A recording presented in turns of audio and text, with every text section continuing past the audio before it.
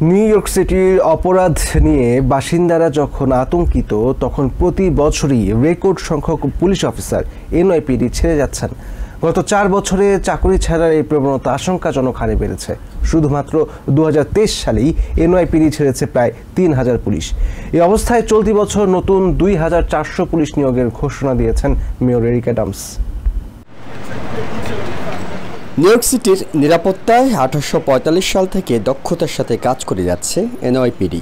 City কর্তৃপক্ষ নগরীতে অপরাধ কমিয়ে আনার দাবি করলেও অনেক জায়গায় সেটি বেড়েছে। এই অবস্থায় বেশি সংখ্যক পুলিশের উপস্থিতির কথা বলছেন নাগরিকরা। More officers are needed because of their influence, the impact that they make in a positive way. কিন্তু বাস্তব চিত্র ভিন্ন। উদাহরণ হিসাবে কুইন্সের ফার রকে 101 প্রিসিংক্টে গত 4 বছরে কমেছে 40% পুলিশ। 2022 সালে 192 জন, 2023 সালে 175 জন এবং চলতি বছর এখানে কর্মরত আছেন মাত্র 114 জন officer.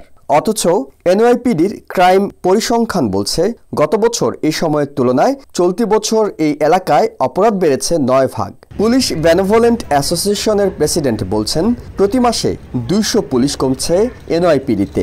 We're short over 7,000 police officers from our highest peaks in the NYPD.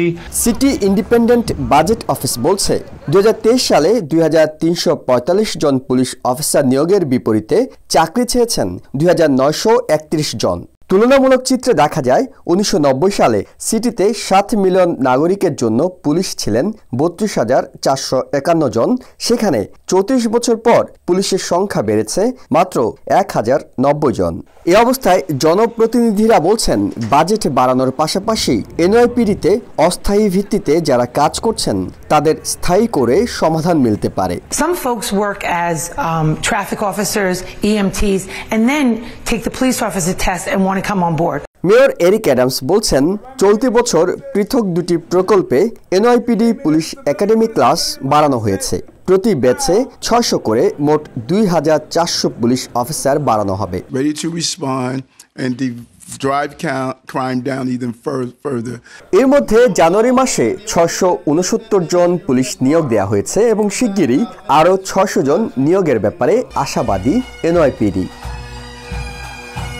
Mayor Eric Adams বলছেন দায়িত্ব নেওয়ার পর থেকে তার কাছে সবচেয়ে বেশি গুরুত্ব পেয়েছে জননিরাপত্তার বিষয়টি। তাই এবছর নতুন করে 2টি প্রকল্পে 2400 এনওয়াইপিডি সদস্য বাড়ানোর পরিকল্পনা করছেন তিনি। এর ফলে একদিকে শুধুমাত্র সিটিতে নয়, পাশাপাশি সাবওয়েতেও নিরাপত্তা ব্যবস্থা জোরদার করা সম্ভব হবে। এহসান জুয়েল, টিভিএন 24, সিটি হল, নিউ ইয়র্ক। নিউ ইয়র্ক থেকে সম্প্রচারিত টিভিএন 24 টেলিভিশন বিশ্বজুড়ে বাঙালির কণ্ঠস্বর।